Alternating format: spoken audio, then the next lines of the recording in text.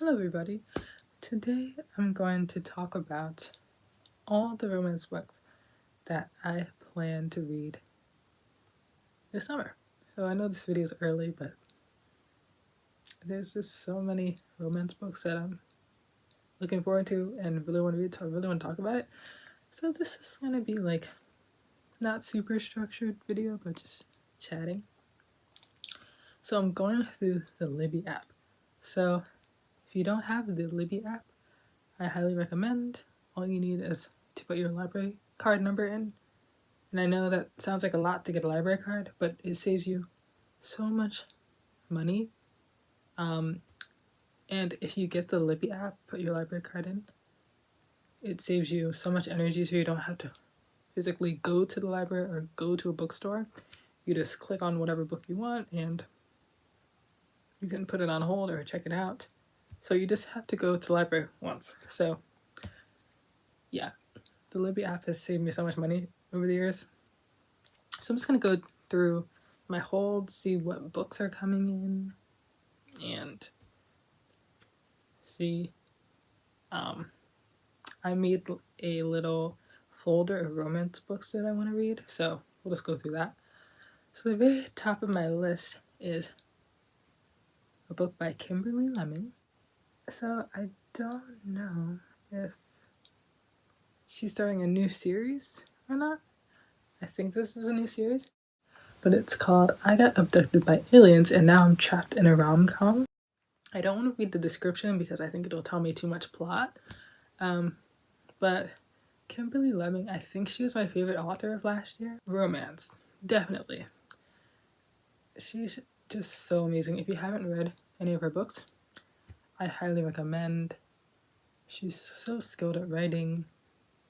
When she writes, she describes all four senses that the character is sensing, and it's just so detailed. So hilarious. The jokes are funny. The spice is spicy. It just knocks everything out of the park. And what a rom-com is supposed to do.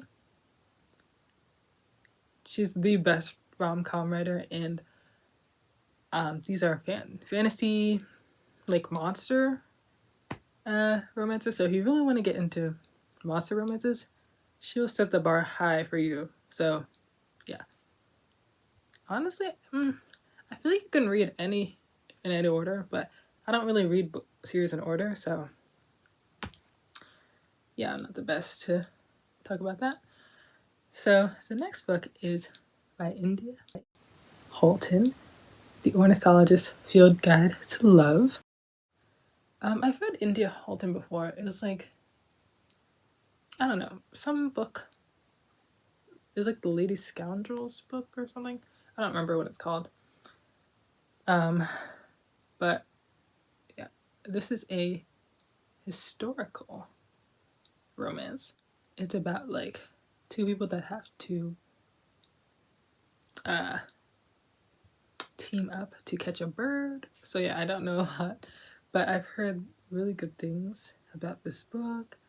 I hopefully will like it and keep reading the series, but I know the author is a good author, so yeah, I'm already so excited to read that book. If you're into historical fiction or historical romance, you definitely have to read India Holton. The next book, I was scrolling on Fable actually. This book, Sky Daddy, popped up, and I'm like, what's that? So it says that this is like a comedy, and I really am looking so hard for funny books. So if you have recommendations, let me know. But they say this is a bizarre and endearing debut. We can't remember the last time we met a character this singular or read a book this funny. From Oprah Daily. Anyway, this is supposed to be a hilarious book about Linda, a frequent flyer with an unusual obsession. So I don't know a lot, but I feel like you should just go into this not knowing a lot. But yeah, I guess this isn't really a romance, but in my mind, I don't really know much about it, so I'm just gonna say it's a romance. but it's probably just like literary fiction. So yeah, I once in a while like to read bizarre books, so I really hope the humor lands and I like it. We also have Out on a Limb by Hannah Bonham Young. I think I've read a sample, and it's not like the best writing in the world, but I'm still going to give it a chance. This is about a couple that hooks up at a party and they find themselves pregnant, and I heard it's a really like heartwarming couple. I'm excited to read about that. We also have Fan Service by Rosie Donnan. Rosie Donnan, she's one of my favorite romance authors. She wrote The Roommate and The Intimacy Experiment, and just like she writes spice so well. The cover of the book says "Grumpy Meets Sunshine with Teeth" by Ashley Poston. So yeah, I am so excited about this. This is about a fan of a Teen Wolf like TV show ends up with the star of that TV show, who finds out that he's actually turning into a werewolf. So yeah, if you have read, I don't know if Teen Wolf was a book, but if you've watched Teen Wolf, yeah, I highly recommend this. I can guarantee this is gonna be fun. Like, I just already know. But yeah, Rosie Donnan is such a good romance author. So those are some of my holds coming in. I'm just gonna go to my romance book tags. A lot of these are not romance. It's a lot of literary fiction. I also have on here Business Casual. It's available on Libby. Two opposites decide to test their chemistry with one steamy night together, but will once be enough. Honestly, I think I haven't heard good reviews about this book. Anyway, if you've read it and you like it, convince me to read it. I read First Time Caller. It was really good. Well, pretty good. I definitely want to read more. I think the miscommunication in that book was an issue for me. But I really like this spice, so I'm interested to see what else B.K. Borson has. I have This Could Be Us by Kennedy Ryan. I've read Before I Let Go. I haven't read this yet. Emily Henry says it's heart-searing, sensual, and life-affirming. Will my life be affirmed after reading this? But yeah, I've heard very good things about this book. The description says Soledad Barnes has her life I can't read it. Soledad Barnes has her life all planned out, because of course she does. She plans everything. She designs everything, fixes everything. None of her varied talents can save her when catastrophe strikes. And the life she built with the man who was supposed to be her forever goes poof in a cloud of betrayal and disillusion. I might be mixing up the books, but I think this is the one where, like, her friends know that she's in a bad relationship, but they don't know how bad it is, and, like, I don't know. Either way, there's going to be some relationship ending in this. So, yeah, I've heard really good reviews in this one, so I'm very excited. Alright, we'll talk about two more books. Delilah Green Doesn't Care by Ashley Herring Blake. It says it's a clever and steamy queer romantic comedy about taking chances and accepting love with all its complications. Delilah Green swore she'd never go back to Bright Falls, and nothing is there for her but memories of a lonely childhood where she was little more than a burden to her cold and distant step-family. Her life is in New York, and her photography career finally gaining steam, and her bed never empty. Sure, it's a different woman every night, but that's just fine with her. When Delilah's estranged stepsister, Astrid, pressures her into photographing her wedding with a guilt trip and a 5-figure check. Delilah finds herself back in a godforsaken town that she used to call home. She finds the reason and out, and then she sees Claire Sutherland, one of Astra's stuck-up besties, decides that maybe there's some fun to be had in Bright Falls after all. Having raised her 11-year-old daughter mostly on her own, while dealing with her unreliable ex and running a bookstore, Claire Sutherland depends upon a life without support. So this book description is a book in itself. So that's Delilah Green Doesn't Care. I feel like I'm gonna like it. I hope so. I've only heard good things. A book that I've been meaning to read for so long is Honey and Spice by Bolu Babalola. Sharp-tongued Kiki Banjo has just made a huge mistake.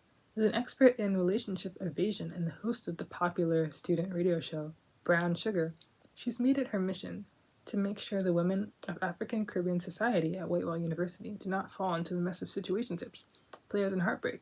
But when the queen of the unbothered kisses, Malachi Corday, the man she just publicly denounced as the wasteman of Whitewell in front of every black woman on campus, she finds her show on the brink.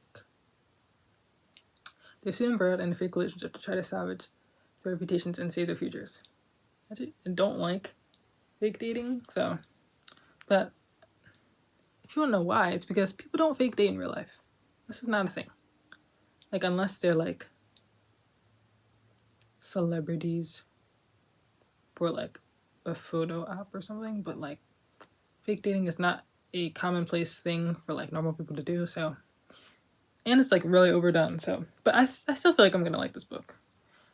Okay, last book is Problematic Summer Romance by Ellie Hazelwood. She's definitely one of my maybe top 3 favorite romance authors. It had to be in this video. What is wrong meets what feels right in this romance set in Italy by the New York Times bestselling author of Deep End.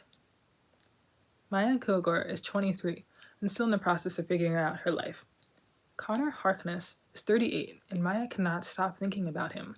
It's such a cliche, it almost makes her heart implode.